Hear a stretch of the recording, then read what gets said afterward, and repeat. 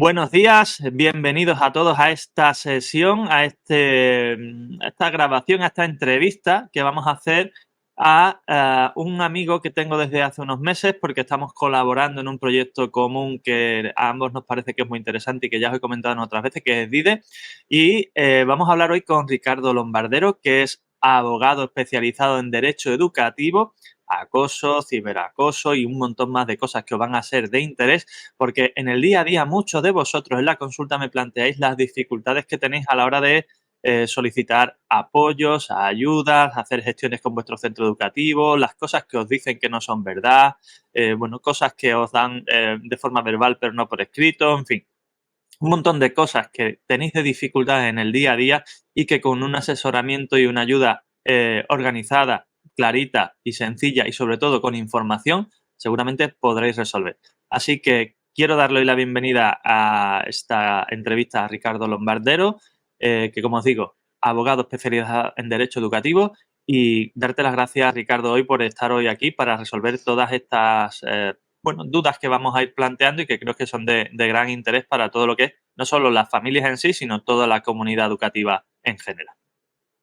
Bueno, gracias a ti, Manuel, por la invitación y estoy encantado de charlar sobre este tema tan interesante y sobre todo que tus suscriptores tengan información, que de eso se trata. Mira, los temas del derecho educativo, online, todas esas cosas cada vez está más a la orden del día. Y somos Estados Unidos, por supuesto, donde allí estornudas y le salpicas a otro y te demandan, pero hay un importante aumento de todo este, digamos, mundo del derecho legal en todos estos aspectos de Internet, del derecho educativo y demás. Dado el aumento de uso de dispositivos con conexión a Internet, que es otra de las cosas importantes que vamos a tratar, y de todas estas, aumento del uso y cambio de las costumbres sociales que hay. ¿Cómo diríamos, qué te llevó a ti como profesional del derecho a entrar en este área y a especializarte en este sector que digamos a la postre, es poco intuitivo, ¿no? Desde el punto de vista del derecho, probablemente? Pues bueno, es una buena pregunta. Básicamente porque encaja mucho con mi forma de ser, me explico. Es una persona muy inquieta, me gustan muchísimos temas, no encasillarme, en contra de lo que pueda parecer que el abogado, el jurista, el que tiene un perfil jurídico, tiene una mentalidad más recta, más rígida y es muy reacio a los cambios. El sector legal suele ser muy reacio a los cambios. Es precisamente todo lo contrario de lo que ocurre en el derecho tecnológico, el derecho de Internet. Evidentemente, nosotros, los juristas y no, concretamente los legisladores, suelen ir por detrás de los avances. Pero el derecho tecnológico es una excepción. Es una excepción porque la tecnología avanza muchísimo, afecta muchísimos órdenes de la vida a personas, a empresas, organizaciones, gobiernos, de toda clase. Y esto hace que el derecho se tenga que adaptar. Entonces vi que era una área que encajaba mucho conmigo, muchísimo, y de hecho el área de especialización del derecho de Internet es amplísimo, amplísimo. Toca conceptos muy básicos como la seguridad en Internet, la protección de datos, la publicidad, la discriminación, la intimidad, la protección de la imagen, la propiedad intelectual. Esos son conceptos que son todos transversales. Pero luego si unimos esos puntos y hablamos ya de los delitos, ni te cuento la cantidad de delitos que puede haber. Y de hecho en los medios estamos hablando, por ejemplo, de estafas, las estafas amorosas, estafas que se realizan a través de los medios tecnológicos, las estafas de toda la vida físicas se trasladan a Internet, las conductas de toda la vida se trasladan a Internet. Tenemos delitos de toda clase, tenemos estafas, tenemos fraudes, tenemos amenazas, coacciones, el sexting, las extorsiones, los chantajes. El acoso. El acoso, que forma parte precisamente de todo ese elenco de conductas, sobre todo cuando van escalando en la violencia. Hay muchísima casuística, muchísimas situaciones, y si eso luego lo encajamos con la parte de los menores, porque previamente al derecho a Internet yo me centraba en el derecho de familia, y aquí estás en contacto las familias con los niños. Estamos en presencia, por ejemplo, de divorcios, de custodias compartidas. Vemos los problemas que hay entre la familia, uno de los miembros de la familia y los niños, cómo surgen conversaciones del niño con la familia y la familia contigo. Al final se unen todos los puntos y abarcas una parte adulta que está íntimamente relacionada con el contacto con menores y luego hay delitos específicos con los menores. Entonces es un campo tan amplio que estar formado en toda esa materia pues tiene su sobreesfuerzo, pero luego si lo trasladas al mundo físico te das cuenta que al final el mundo digital y el mundo físico ya prácticamente es inexistente. Es decir, nos comunicamos y hablamos en digital y cada vez perdemos más el contacto físico, con lo cual no es extraño tampoco esta especialidad. Y en relación a toda esa marabunta que has comentado, entiendo que además lo que es la desinformación, no en Internet solo, sino en general sobre este tema en el mundo no legal y no profesional, es enorme, ¿verdad? Muchas, precisamente porque, como te he comentado, es tan rápido los avances, tan rápido como surgen nuevos cambios tecnológicos, nuevas actualizaciones, nuevas normas también, aunque vayamos por detrás, pues evidentemente tienen que adaptarse. Y esto genera cierta inseguridad en el sentido de que hay tantas fuentes, tantas disponibles, tanta regulación, tantas conductas nuevas, tantos delitos que se camuflan con otros o que son una continuación de los ya que conocemos toda la vida. Esto hace que la gente, pues a la hora de buscar información, a la hora de buscar asesoramiento legal, pues entramos en el terreno de las fuentes confiables, es decir, verificar la información. ¿Cómo hacer estas fuentes? Si es que alguien, perdona que te interrumpa, se plantea la búsqueda de ayuda legal, que en muchas ocasiones ni siquiera son conscientes de que esto puede ser una ayuda en su situación. Eso es, efectivamente. Lo buscan por sí mismos, que está muy bien, porque cada vez las personas estamos muy, muy bien informadas. Ha quedado ya en el olvido cuando las personas realmente no tenían información de ninguna casa, andaban muy perdidas, que llegaban a un despacho, a un bufete, y entonces había que explicárselo todos de punta a punta. Pero no es así. Llegan con mucha información, pero el problema de esa información, de la sobreinformación, es cuál es la realmente adecuada para cada caso, para cada situación, y si esa información es veraz o no es veraz. Entonces, es muy complicado. Tenemos el acceso a muchas cosas, el acceso a todo, pero también genera esa desinformación. No sabemos distinguir las fuentes. ¿Y cómo podemos combatir eso? O sea, ¿qué tenemos nosotros en nuestras manos para poder enfrentarnos a esa dificultad de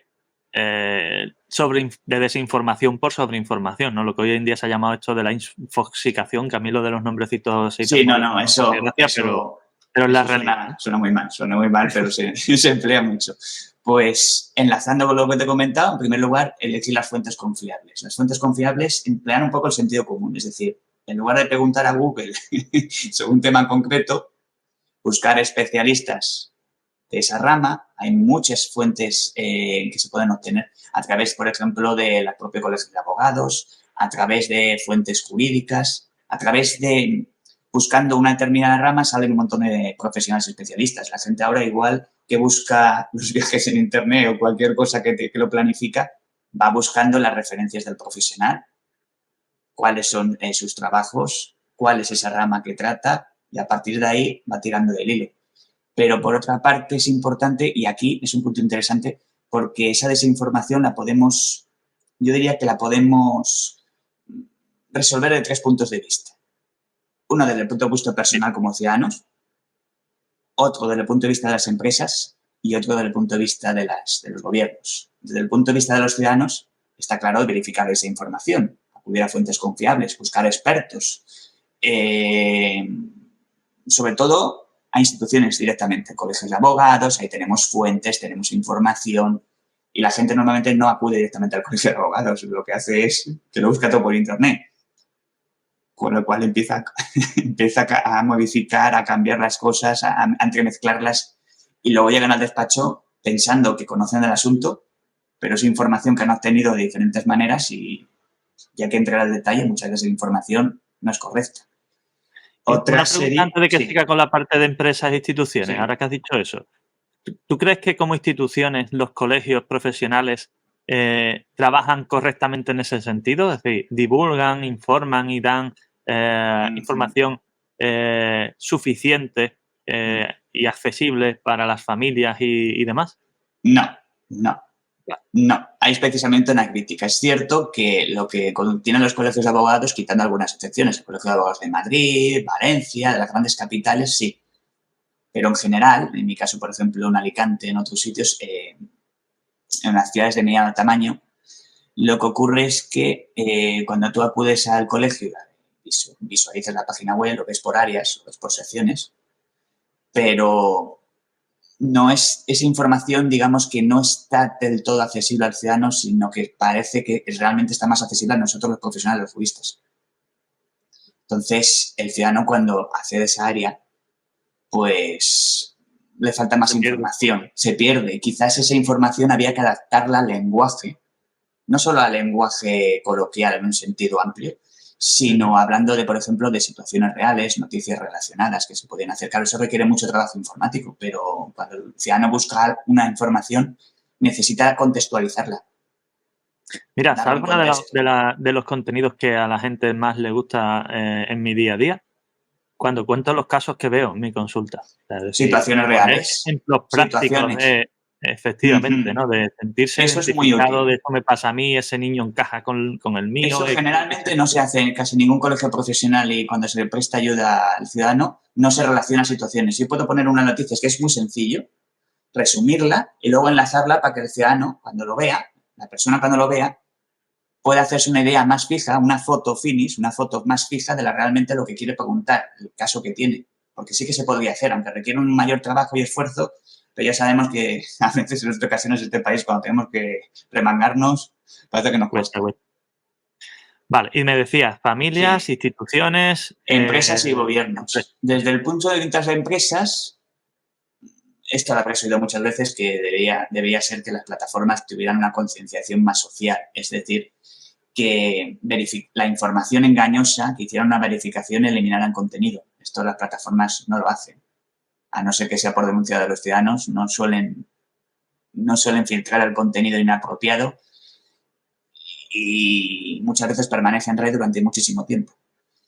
Y en el caso, esa es una responsabilidad que deberían tener todas las plataformas. Deberían tener y aplicarla. Y en el caso de los gobiernos, hacer más pedagogía, mucha más pedagogía. Es decir, cuando tú publicas, por ejemplo, una regulación o una norma, no centrarse solamente en el texto legal, sino que darlo a conocer al público a través de los colegios profesionales, a través de los juzgados, a través de los canales adecuados, para que esa información ya llegara filtrada a la población. Sí es cierto que se hacen guías, pero eso lo hacen las organizaciones, el tercer sector, determinados bufetes que hacen esa labor conciencia desde el punto de vista social, pero a nivel individual.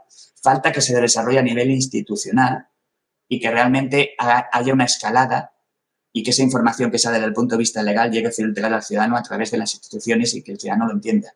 Porque si esa labor la tienen que hacer las fundaciones, algunos compañeros concienciados, etcétera, yo creo que el público va perdido.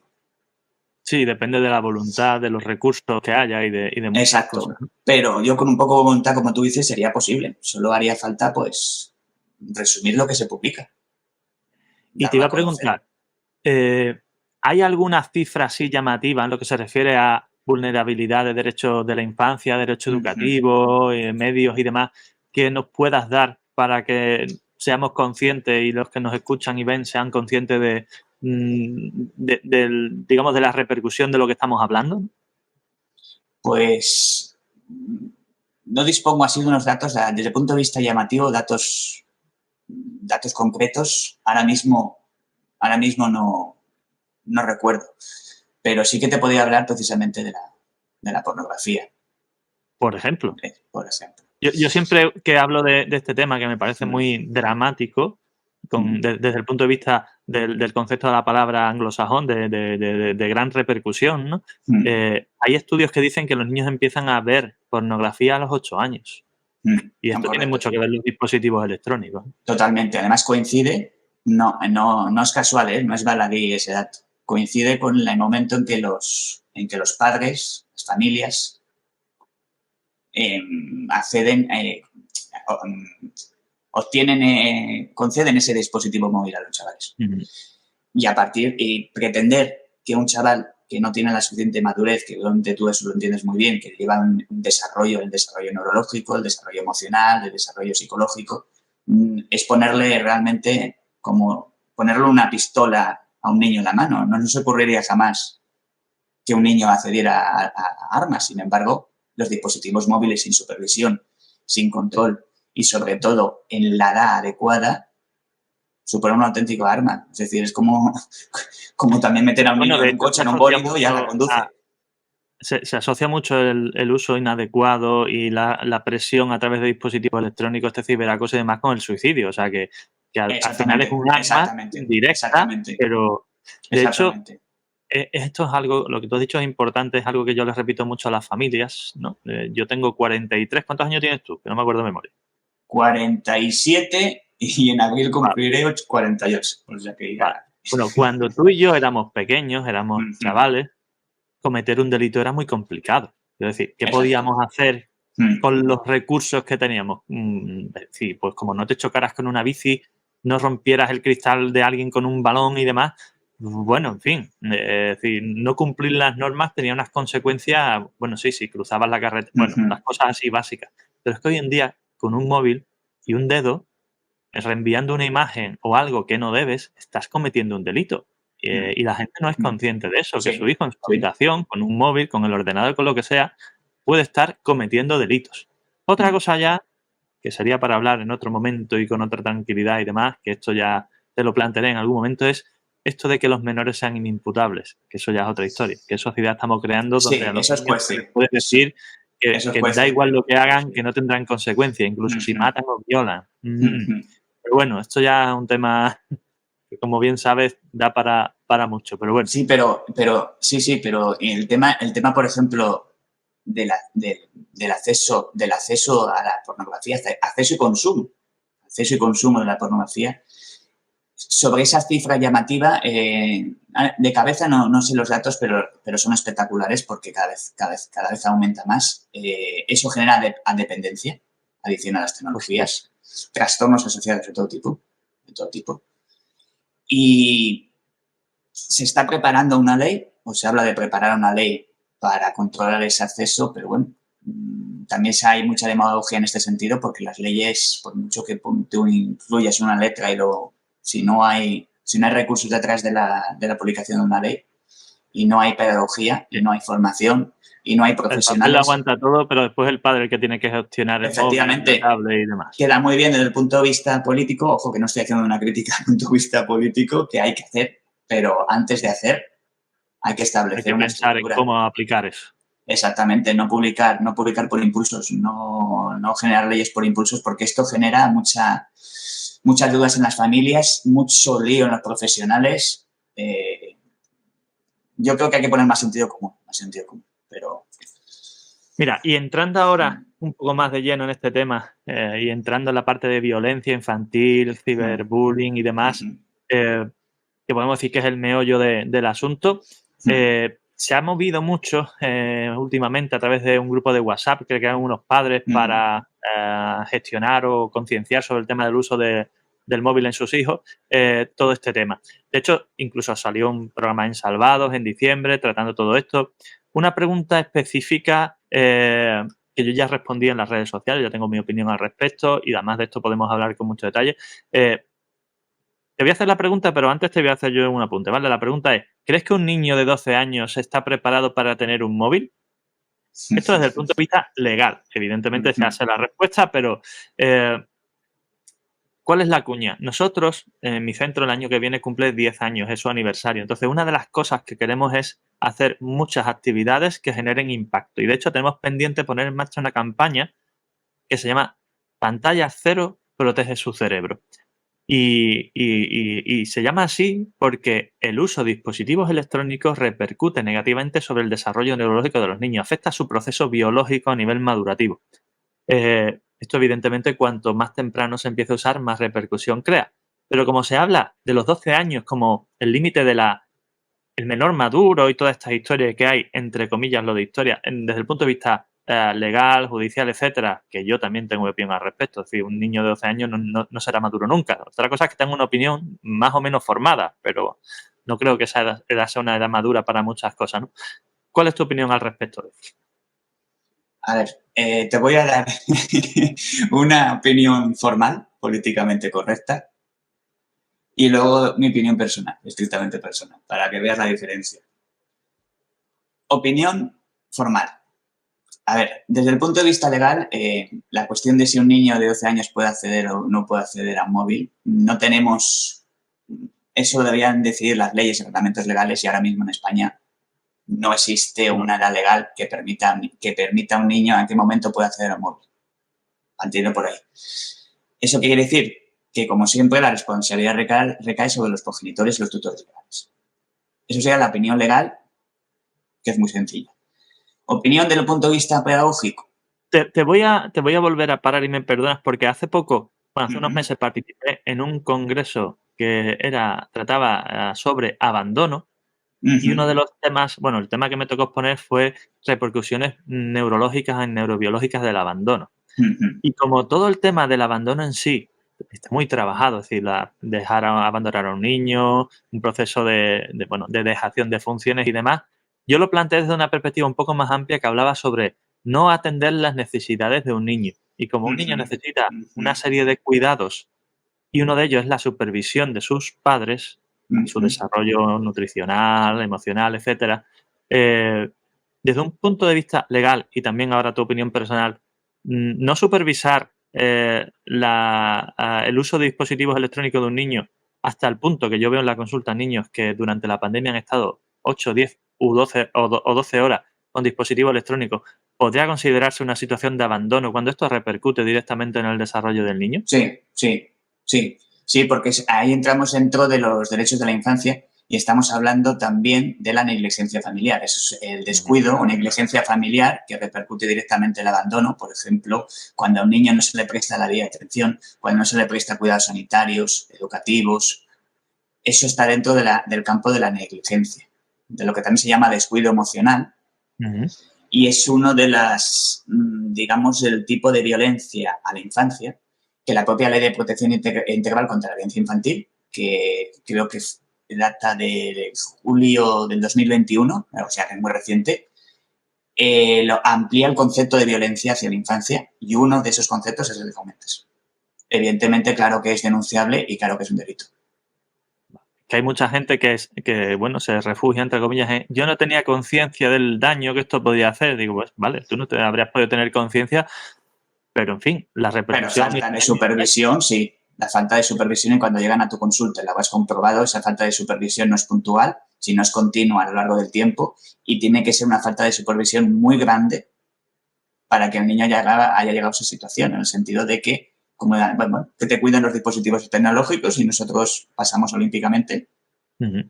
Y eso a esa edad, cuando conforme llega una edad o llegan a tu consulta y ves una serie de trastornos, eso no son casuales, no son espontáneos, no se han producido de la noche a la mañana, sino que se han producido a lo largo de un periodo de tiempo en que el niño no ha tenido ningún tipo de supervisión. Ok, aclarado. Opinión personal. Bueno, desde el punto de vista pedagógico, un poco como por encima. También lo mismo. Depende de muchas cosas. Depende de qué edad, si el niño tiene la siguiente madurez o no, que es adelantado con un niño con 8, con 10, 12 años, por mucho que diga la ley, por mucho que diga la ETRE, por mucho que digan otros profesionales, no tiene la madurez. Es imposible. Eso por un lado. La supervisión y orientación de los padres por otro. Y es normal, y aquí hablaría del término medio, es decir, aquí tiene que haber un equilibrio ponderado como en todo, el término medio. Es decir, minimizar riesgos y maximizar beneficios. ¿Cómo consiguen maximizar los beneficios? Pues prestando esos cuidados al menor. ¿Cómo minimizamos los riesgos? Cuanto mayor supervisión tenga, mayor educación digital tenga, mayor tolerancia a la frustración, el respeto a los demás y otra serie de valores que obviamente también se están perdiendo, pues el pedirle a un niño que cuando tenga un dispositivo electrónico enfrente, ya sea un ordenador o una tablet o un móvil, y sobre todo si es un móvil que lo puedo consultar en cualquier momento, fuera de la supervisión de un padre o una madre, estamos pidiendo peras al olmo. Estamos pidiendo a un niño que se comporte como un adulto, cuando los adultos debían comportarse realmente como adultos. Quien manda es el adulto, no debe mandar. Sobre todo cuando encima tenemos una situación social en la que un amplio porcentaje de adultos se comporta como niños. Efectivamente. Y aquí también podemos hablar de los modelos de educación, los modelos de educación familiares, el autoritario, el permisivo, el negligente. Esas situaciones ocurren por la combinación, por la unión entre el modelo educativo permisivo y negligente. Permisivo, la puerta a la negligencia. Si no pones límites a los niños no lo van a aprender por sí mismos. Es imposible. Y por otra parte, luego tampoco van a ser ni buenos adultos ni tampoco profesionales. Porque todo el padre quiere que sea un niño, que un buen profesional le gane mucho dinero. Eso yo lo he oído muchas veces también en el despacho. Y yo sí, pero primero el niño tiene que saber la cultura del esfuerzo, del sacrificio, de la voluntad, del respeto a los demás. Realmente piensa que sin esos valores ese niño va a progresar en la vida, en una empresa, en un trabajo. Se valora muchísimo eso y cada vez más. Entonces, si tiene conocimientos técnicos pero les falta la parte personal, ese niño no va a prosperar profesionalmente en la vida. Así de claro. ¿Y tú dirías que los colegios, institutos... bueno, disculpa. Desde el punto de vista personal me la he saltado. Desde el punto de vista, sí, de estrictamente personal, ahí yo elevaría la edad para acceder a los dispositivos electrónicos sin lugar a dudas. Y me acercaría mucho a la edad legal de la Ley de Protección de Responsabilidad Penal del Menor, que empieza a los 14 años, de los 14 a los 17, que es cuando son imputables. Pues yo como mínimo elevaría la responsabilidad del menor hasta los 14. En el uso de dispositivos móviles, como mínimo, el acceso a los 14, no antes. Mira, yo te diría un poco más. Si la educación... un poco más me refiero no solo de edad, sino de edad, por reflexión, ¿no? Si les estamos obligando, y no me parece mal, otro tema ya sería entrar en ese debate, ¿no?, a que la educación obligatoria sea hasta los 16, ¿por qué no le vamos a obligar a que el uso de dispositivos sea posterior a los 16? También. Bueno, pues esperemos que no a los 18, porque ahora se está hablando de que quieren poner la educación obligatoria a los 18 y eso sería ya... Sí, es curioso que queramos darle a cambiar la educación obligatoria hasta los 18, pero que el derecho a voto se quiera adelantar a los 16, ¿no? Está un poco ahí se choca un poco. Pero bueno, intereses. Es una cuestión de intereses. Sí, eso quería decir. Ahora, como te decía, ¿crees que los centros educativos deberían prohibir el uso de móviles? ¿Motivos para plantearle esto a los padres? ¿Esto debe quedar en la responsabilidad de los padres? ¿O cómo hacemos esto? Y mientras que estaba haciéndote esta pregunta, se me había ocurrido, estaba pensando en los centros educativos americanos, ¿no? Mi sobrina estuvo el año pasado haciendo segundo bachillerato en Estados Unidos y me he acordado yo de las taquillas americanas y demás. Digo, a lo mejor hay que poner en los centros educativos un deposita aquí su dispositivo electrónico antes de entrar en clase o algo así. Bueno, no sería mala medida.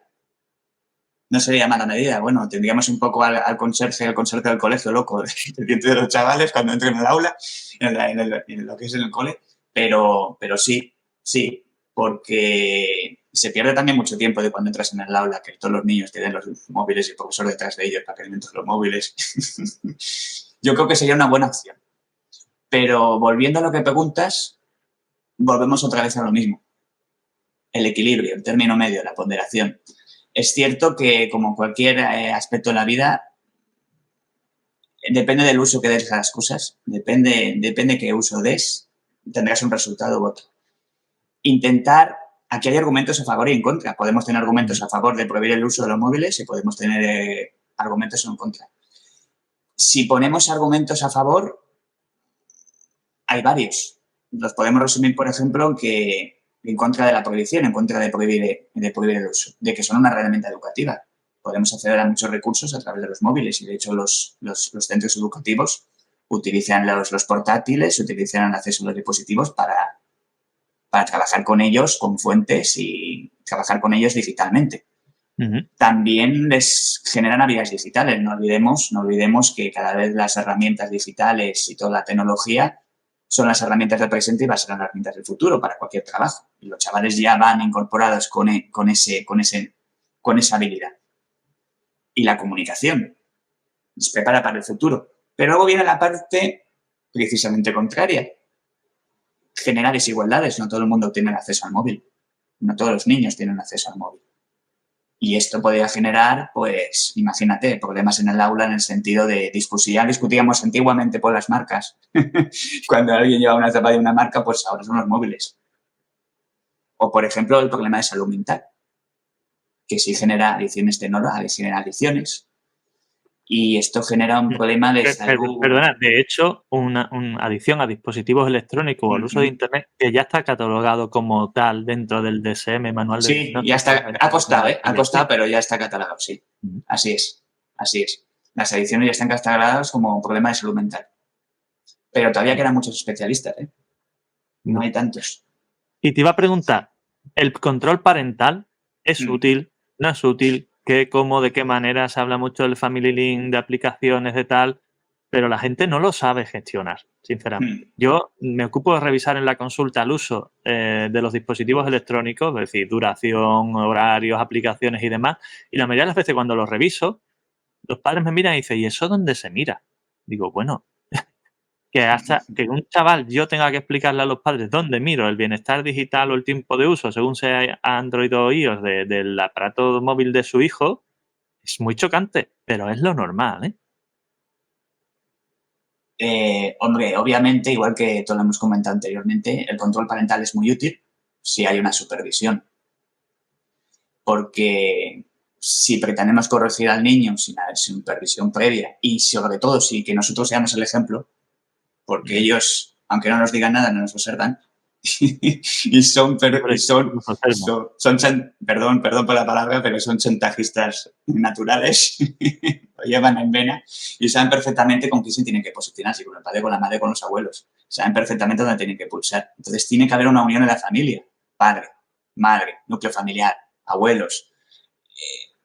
Todos los modelos familiares posibles que nos podamos imaginar, si no están unidos, pretender un control parental para controlar precisamente al niño cuando previamente no he hecho yo el trabajo, pues el niño va a buscar todas las maneras posibles para sabotear ese control parental.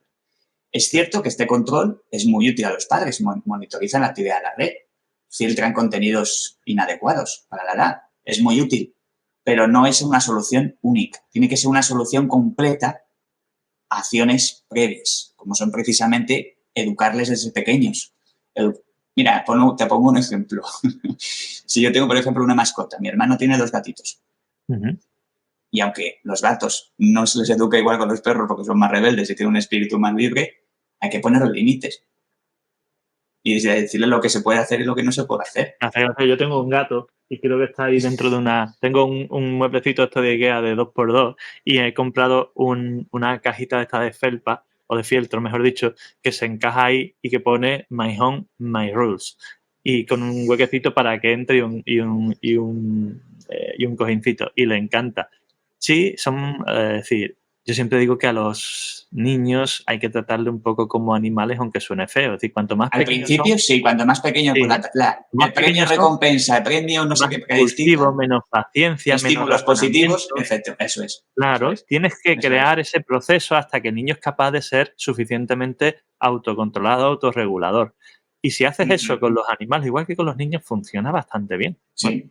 Lo interiorizan sí. Y conforme van cumpliendo la edad, crea en ellos un pozo, una cultura, una forma de ser que le va a ayudar mucho, y esto lo comento mucho a los padres, porque aparte del punto de vista legal también intervengo en toda y hablaré, yo tengo la oportunidad de hablar contigo a lo largo de esta charla, pero hay que crear unos límites, unos hábitos, porque esa estructura, que genera una estructura mental, les va a generar hábitos muy saludables para evitar las situaciones conflictivas que les pueden venir en su edad. Sobre todo que tengan un pensamiento crítico. Les va a generar autoestima, seguridad, libertad emocional, que es muy importante la libertad emocional, no solo la libertad física, la libertad monetaria, la libertad emocional, para evitar la dependencia. Si yo tengo las cosas muy claras, sé lo que me conviene y lo que no, lo que me gusta y lo que no me gusta, porque los niños saben muy bien lo que no les gusta. Eso te lo dicen rápidamente. Esto no lo quiero, esto no lo quiero, esto no me gusta. Ya. Pero luego hay otras situaciones, desde el punto de vista social, que ya estamos hablando de las tecnologías, estamos hablando de los grupos de amigos, estamos hablando de las relaciones en el colegio, estamos hablando de las relaciones con sus iguales, que ya no tienen claro porque no son capaces de decir lo que quieren y lo que no quieren. Sí, el versus, esto me gusta, o mejor dicho, esto no me gusta, pero me compensa esta situación. Son los primeros pasos Exactamente. para soportar cosas que no gustan y el primer paso para aceptar conductas inadecuadas o precisamente esto de acoso y demás. ¿Qué es lo que te quiero preguntar después?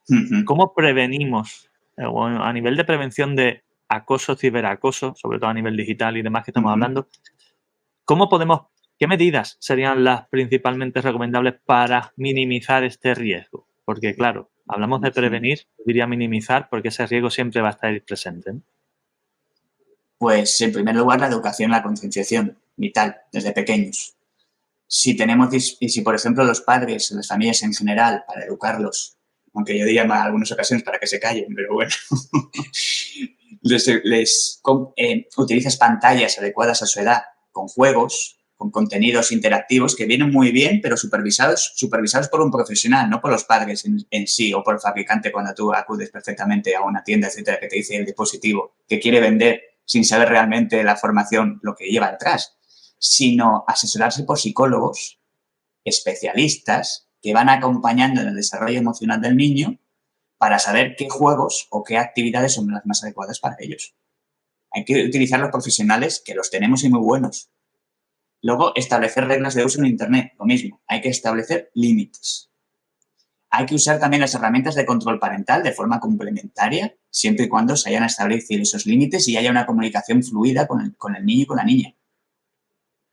Porque no nos olvidemos, y esto es un aspecto importante, que los niños, y sobre todo con la nueva ley de protección integral contra la violencia infantil, que esto lo voy a conectar también con los derechos de la infancia, con los objetivos de desarrollo sostenible, con la Convención Internacional de Derechos del Niño, los niños ya no son sujetos de protección, son sujetos de derechos. ¿Eso qué quiere decir?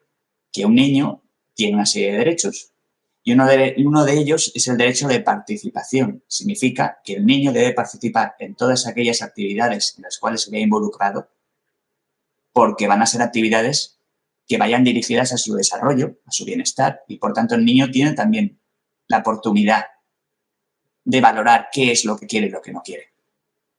Luego el padre, el tutor, el adulto tiene la última palabra, pero el niño debe participar. Entonces, eso está dentro de la propia comunicación familiar.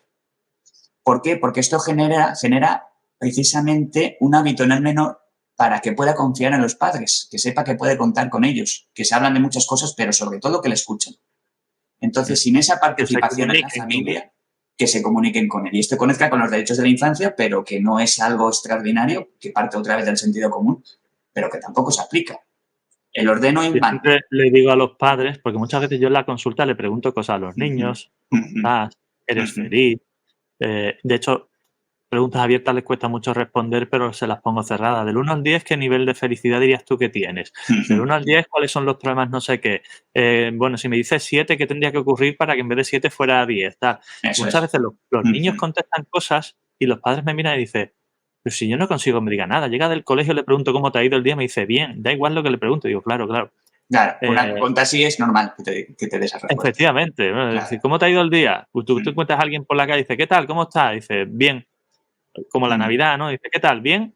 Dice, bueno, bien, o te cuento que ha sido en familia y todo lo que hemos pasado. Es decir, que a los niños hay que saber qué preguntarle, cómo preguntarle, qué les interesa a ellos para saber cómo intervenir en su proceso. O sea, yo llevo a mi hijo todos los días al colegio, yo por el camino le pregunto qué comiste ayer, qué hiciste en el cole, qué tal, qué cual. Hay días que me contesta y hay días que me dice, hoy no quiero hablar. Bueno, pues le pregunto otro tema.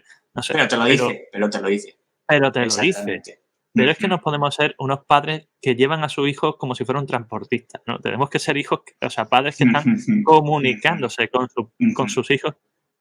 Y entonces ellos, si haces esto desde pequeño, cuando tengan 12, 13, 14, 15 años, que es el momento en el que de verdad necesitan hablar contigo porque tienen dudas, preguntas, inseguridades y demás, entonces te lo dirán, te preguntarán y te harán cosas. Pero si tú no les cuentas a ellos tus preocupaciones, yo siempre digo, mira, estoy cansado por esto, estoy enfadado por lo otro. Por ejemplo, este principio de año he tenido un vértigo, no lo puedo coger en brazos porque me han tenido una cervical y tal. No, Mateo, no te puedo coger en brazos porque me pongo malito, me da mareo, no sé qué. Pues el otro día se despertó por la noche y fui a cogerlo para meterlo en la cama y me dijo, papá, no me puedes coger. O sea, él mismo me dijo, no me cojas porque Se acuerda, se acuerda. se acuerda, pero es que tenemos que transmitirle el concepto de la comunicación para que eso sea proactivo desde su dirección completamente, ¿no? ¿Ves? Eso que comentas es precisamente que forma parte de los ámbitos de trabajo de lo que es la protección de la infancia, es la comunicación con la infancia. Y nosotros como padres debemos saber comunicarnos con nuestros hijos porque nadie nace aprendido, no existe un manual, ni puedes consultar en un libro qué es lo que tengo que decir y lo que tengo que en cada momento. Pero esto entra dentro mucho de las propias habilidades de comunicación, estrategias de comunicación con las familias, de cómo dirigirse a los niños, de cómo dirigirse los niños entre ellos, de cómo dirigirse los niños con los adultos. Es que al final es muy apasionante porque estamos tocando temas que hay mucha desinformación. Y no creo que sea por falta de interés, yo creo que es por una cantidad de obligaciones, efectivamente, de situaciones todo lo contrario, cada vez caóticas. hay más interés, pero menos idea de cómo Y hacerlo, menos ¿no? tiempo, más interés y menos tiempo para ello, sí. Sí. Sí, sí, De hecho, sí. esto te lo preguntaba porque la siguiente tiene mucho que ver con la comunicación proactiva por parte del niño, ¿no? Ujú, Y yo siempre digo que un niño que es acosado, ujú. algo que les caracteriza es que los padres son los últimos en enterarse. Totalmente, Eh, totalmente. y Ujú. la pregunta es ¿por qué no se enteran? Y no se enteran porque el chico no se lo dice. Y no se lo dice porque no tiene la tranquilidad suficiente como para transmitirle esa preocupación No tienen a los confianza, demás. ¿no? Exactamente. Eso es. Aunque quede feo Ujú. decirlo, ¿no? No tienen confianza, no porque no se fíen de sus padres, sino porque es algo tan íntimo que realmente ellos no quieren generarle problemas a sus padres. Y los niños tienen que Eso ser es. conscientes de que sus padres son las personas que le van a resolver sus problemas, ¿no? Ujú. Por eso la importancia de escuchar, no de oír, de escuchar lo que dice tu hijo para entender lo que dice. Porque si no, no te tendría que hacer esta pregunta, que es, ¿cuáles crees que son los síntomas que se deben tener en cuenta por parte de las familias para detectar que su hijo está siendo objeto de maltrato o acoso en el ámbito escolar? Uf, muchísimas. Aquí los Dime los síntomas, de alarma. las de alarma, sí, lo podemos combinar desde el punto de vista físico, psicológico y emocional. Y hay Ujú, muchísimos. Lesiones inexplicables, llega con moratones, con daños, apreciaciones físicas de que ha ocurrido algo que no sabemos explicar. Evidentemente puede ser fruto de una riña en una pelea, pero en muchas ocasiones no. Pérdida, rotura de pertenencias, llega con ropa escolar que ha perdido, rota, cambios en los hábitos alimenticios, eso es muy habitual. ujú. O comen mucho, que es la bulimia, o comen poco, o dejan de comer a lo largo de un periodo de tiempo. Las pesadillas, muy habituales, los dolores estomacales,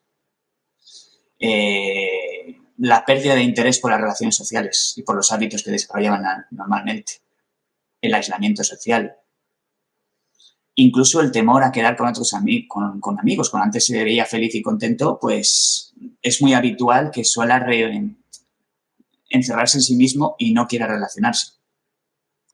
Te O, digo por yo uno ejemplo, que veo en las comportamiento consultas. autodestructivo, lesiones, autolesiones, pues hay muchas.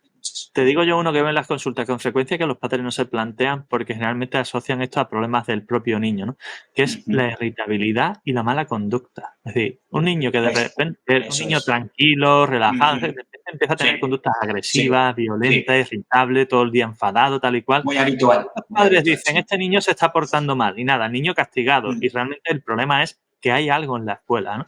Yo esto lo veo mucho en la consulta cuando tengo niños con TDAH, que son niños con problemas de aprendizaje general, que son candidatos de alto riesgo a sufrir acoso, ¿no? Y que está yendo todo bien, tiene su tratamiento, su terapia, está todo bien y de repente empieza a ir todo mal, sin ningún motivo, sin ninguna explicación, el tratamiento teóricamente está funcionando, incluso a veces repetimos prueba y todo está bien, y el niño se pone muy agresivo. Es decir, y mi pregunta a los padres siempre es, o sea, mi indicación a los padres siempre es, esto no me está encajando. De manera que hay que buscar algo más detrás de esto. Y cuando los niños son pequeños, le digo, pregunta en la escuela. Y no me vale que te digan, no, no, aquí no vemos nada. No, dile a los profesores que investiguen en el patio, que vigilen. Y Ujú. ya cuando son mayorcitos, estamos hablando ya de adolescentes, 15, 16, a veces un poco antes, pero sobre todo a partir de esa edad, que también se dan estas situaciones de acoso y demás, sí que tenemos que buscar también datos de sospecha de consumo de sustancias. Que no nos lo planteamos, pero niños de 14, 15 y 16 años consumen sustancias ilegales con más frecuencia de lo que nos imaginamos. Y hay que investigar. Mm. De hecho, es habitual en esas edades el policonsumo, sustancias de todo tipo combinadas con alcohol, el cannabis, el alcohol, incluso estimulantes. Yo tengo un Estimulantes chico en la ya. consulta que nos dio positivo con 15 años hasta en barbitúricos. Dice, ¿cómo leñe consigue hoy en día la gente barbitúricos en el mercado ilegal? Pues sí, lo dio. Básicamente, para al final lo que descubrimos es que no es que consumiera solo, sino que estaba metido en el trapicheo. Y claro, al final todo lo que pasa por las manos lo probaba, ¿no? Hay que ser cuidadoso con eso. Sí, porque es que estamos hablando de, como has comentado, que esos trastornos, esas conductas disruptivas, agresividad, la ira, la frustración, es en intensidad, por arriba, pero luego también tenemos las hacia abajo, la depresión, la ansiedad, la baja autoestima, tanto por arriba como por abajo. Si un niño deja de cambiar de comportamiento, que no es de la noche a la mañana, es progresivo, pero si antes era un niño despierto, feliz, alegre y deja de hablar al paso del tiempo, es una señal clara de que algo está pasando. Y por otra parte, si su carácter cambia, no cambia de la noche a la mañana, pero es un cambio tan brusco que los padres dicen en ese momento, acá cuando ha pasado el tiempo, te lo llaman precisamente a tu consulta, oye, que algo ha pasado que no era así o que no sé lo que le pasa. No ha sabido lo que le pasa porque no se identifican las señales que te da el chaval.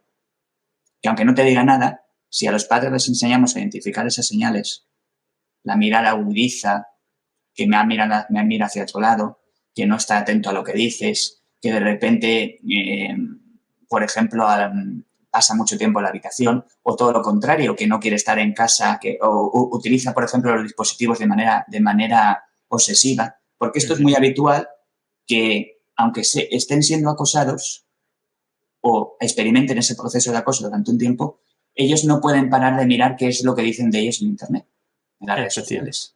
Y lo miran de forma abusiva, aun sabiendo que los están atacando. Efectivamente. Hay muchísima tela ahí. Vamos a ir avanzando porque ya nos queda poco y lo que ahora vamos a pasar a la fase, digamos, de la entrevista en la que, vale, hemos hablado de situación, problemas, ahora vamos a hablar de soluciones. Es decir, ¿qué recursos tienen las familias para enfrentarse a todas estas situaciones de riesgo que estén a su disposición y cómo ayuda tu actividad, tu trabajo a las familias en este sentido?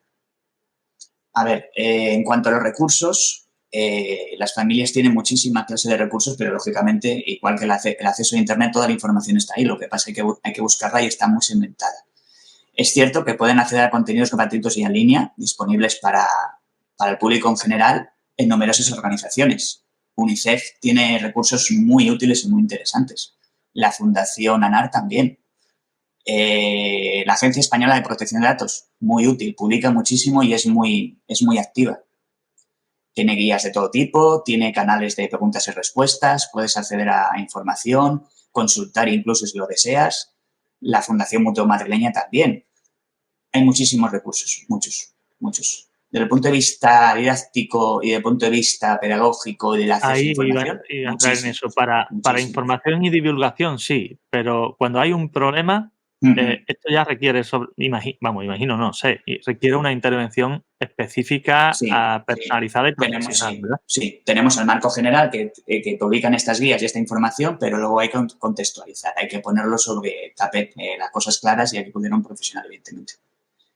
Y en este caso, lo que me has preguntado, desde el punto de vista precisamente de la violencia infantil y cómo desempeñamos el nombre de esa función, la desarrollamos de manera multidisciplinar. Es decir, abordamos la parte de actuación en conflictos, la parte del derecho educativo y la parte de la consultoría, asesoramiento e información en protección y buen trato a la infancia. ¿Y por qué?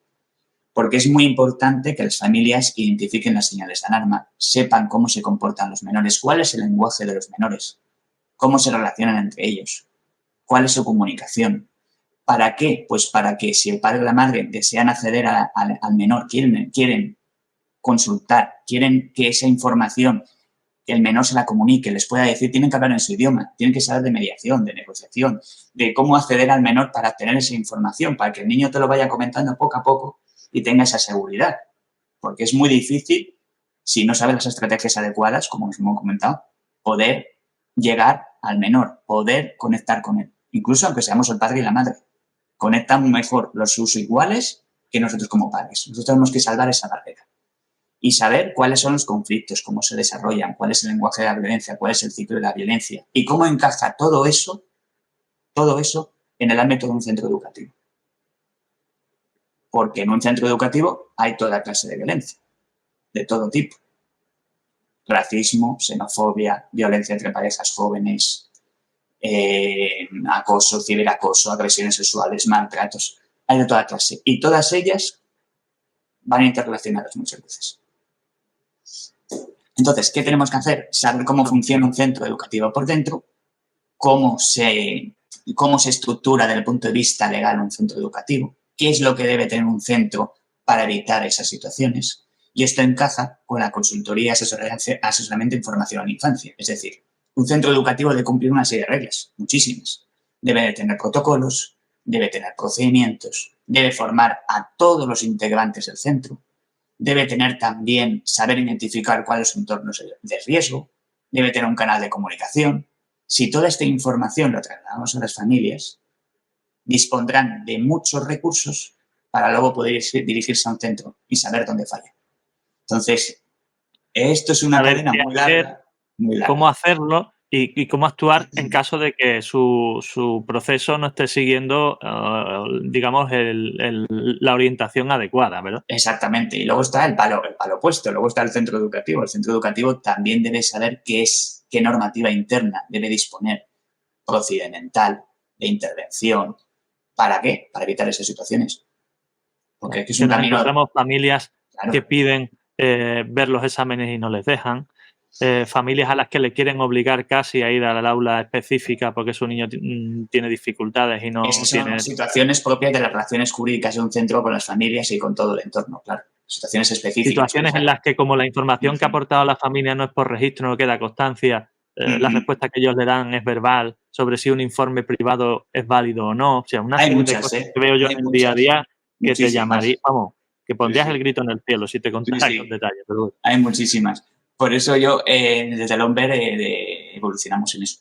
Evolucionamos en eso porque precisamente tratábamos originariamente el ciberacoso, el ciberbullying, luego pasamos al acoso tradicional físico, luego pasamos al moving, al acoso de las empresas, y luego con la ley de violencia contra la infancia se abrió el abanico y había que hacer realmente atender la naturaleza de manera multidisciplinar y encajarlo desde el punto de vista del derecho en el ámbito educativo, porque si asesoras a las familias, compruebas dónde está el problema, pero tampoco sabes cómo funciona el centro por dentro, ahí hay una separación, una distancia muy grande entre lo que está haciendo el centro, lo que pretenden hacer las familias, en lo que realmente tienen que hacer las familias y tienes que unir todos los puntos. Y eso ha llevado mucho tiempo, hasta encontrar el kit de la cuestión ha llevado mucho tiempo encajar todos los puntos. Pero es inevitable porque si no estás desarrollando, no estás dando un servicio, estás cubriendo un área demasiado parcial. Y el problema es multidisciplinar. Es global. Penúltima cuestión que te quiero plantear. Tu perfil de LinkedIn te define como experto legal en IA, AI o como la queramos llamar, inteligencia artificial, que es un mundo que está entrando de lleno en la infancia, en la educación. Hemos visto los problemas de los menores que han estado generando imágenes de compañeras mediante inteligencia artificial desnudas, todo esto que esto genera. ¿Qué beneficios, ventajas y contras dirías que tiene todo este tema desde la perspectiva legal respecto a los menores? Desde la perspectiva legal, muchísima. Muchísima porque desde el punto de vista del derecho, por ejemplo, es muy eficiente. El uso de la herramienta de inteligencia artificial nos permite automatizar procesos, tareas repetitivas, envíos de correos, resúmenes, información. Todo eso ayuda muchísimo. Predecir datos, analizar datos, investigar legalmente, obtener precedentes legales. Incluso hay sistemas de inteligencia artificial, hasta qué punto avanza, que nos permite de determinados fallos de jueces elaborar un histórico para comprobar cuál es la tendencia del juez en determinadas sentencias y poder predecir la posibilidad de llevar una demanda mucho más dirigida y no tan a ciegas. Eso es un ejemplo. Y también, lógicamente, contestar a preguntas legales básicas.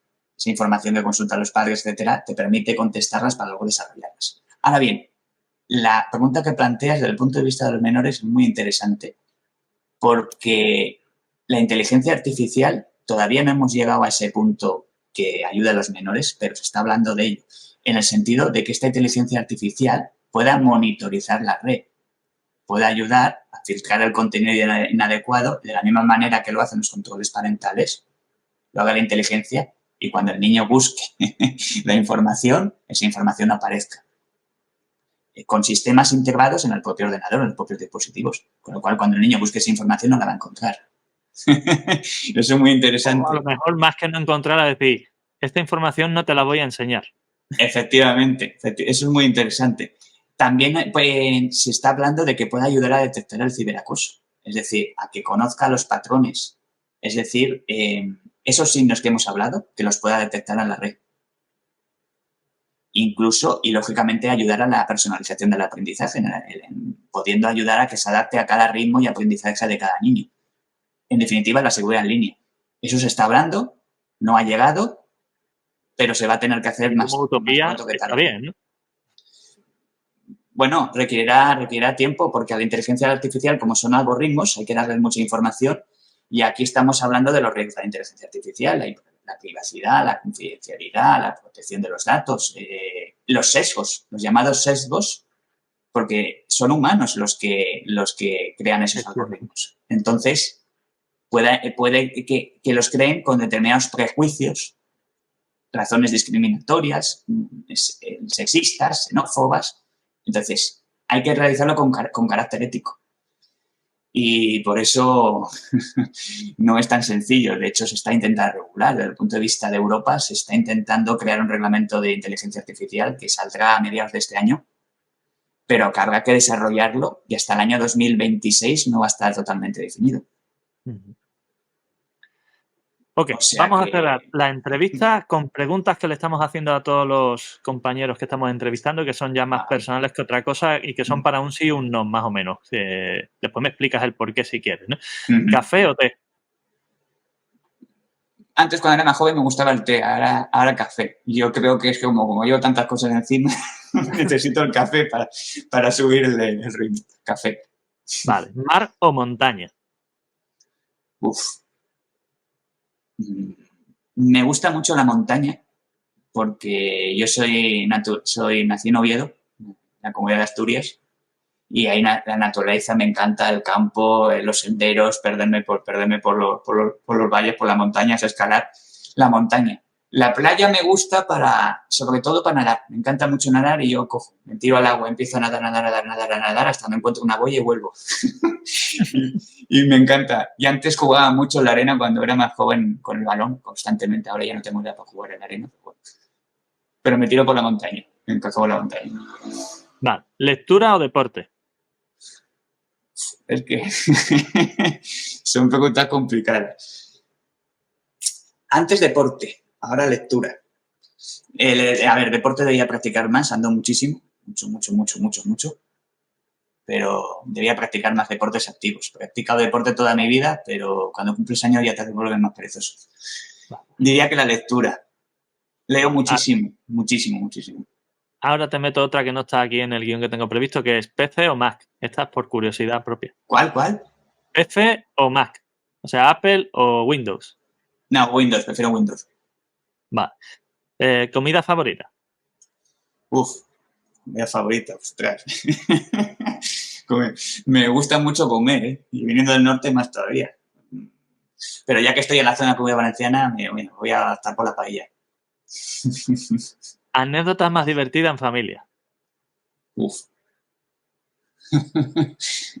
Hay muchas. Pero reciente, hace escasamente 2 años, mi hermano vivía en Madrid y yo es legendario, quien me conocen, que mi sentido de la orientación es nulo o casi inexistente. Entonces me pierdo la raya de un lápiz. Ahora menos, pero sigue siendo escaso. Yo me perdí en la Príncipe de Vergara, que es enorme en Madrid, empecé a bajar la calle, pensando que me iba a acordar de donde vivía mi hermano. Bueno, tiro por aquí, tiro por allá, tiro por ahí. Y luego me perdí. Me tiré 3 horas, casi 45 minutos, casi 4 horas andando sin parar. Me preguntó una persona, le pregunté, perdone, ¿dónde está la Príncipe de Vergara? Claro, me había alejado y dice, pues está por aquí. Ah, vale, entonces me queda mucho en medio. Pero, ¿de dónde vienes? Vengo andando. ¿Vienes andando? ¿Cómo que vienes andando? Y yo, sí, hay una parada de taxis allí. No pasa nada, no pasa nada. Yo vengo de Alicante y estoy muy acostumbrado a andar. Me miró así con los ojos muy abiertos y dice, esto es Madrid, tío. De Alicante no me estás andando también, ¿no? Claro, me digo, pero bueno, todo asustado. Empecé a dar vueltas, salía por las calles, pasé por delante de policías varias veces y me quedaron así extrañados hasta que llamé a mi hermano y antes de que se me acabara la batería, porque pensaba que me quedaba, que se me acababa, y me dice, no, ¿has encontrado al Príncipe Vergara? Sí, pero no me acuerdo en qué punto exacto tenía que ir.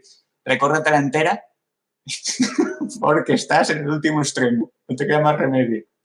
Recorrí toda la calle entera hasta que llegué a su casa y ya estaba hablando con la novia y antes con mi madre y me decía, ¿has llamado a tu hermano? Seguro que se va a perder. No, se va a perder. Y estaba riendo con la novia diciendo que me había perdido. Que sí, que se perdió. O sea, un desastre. Perfecto, pues Ricardo, muchas gracias por esta entrevista. Creo que a las familias le ha sido y le va a ser de gran utilidad para resolver muchas dudas. Y solo recordaros a todos que si necesitáis cualquier tipo de ayuda en este ámbito, Ricardo va a empezar a trabajar con nosotros en nuestro centro, como va a formar parte de nuestro equipo como asesor legal para las familias y para cualquiera que lo pueda necesitar en derecho educativo, internet, etcétera. Así que ya sabéis que estamos en elneuropediatra.es. Ricardo, muchas gracias y en breve tenemos esta entrevista en nuestro podcast y en nuestro canal de YouTube. Un abrazo. Ha sido un placer y se ha pasado muy rápido. Saludos a todos una horita de reloj. Y que sigan todo ello en las redes sociales, que tienes contenido muy útil, que puedo dar fe que lo he visto algunos de ellos. Un abrazo. Hasta luego. Un abrazo. Gracias. Hasta luego.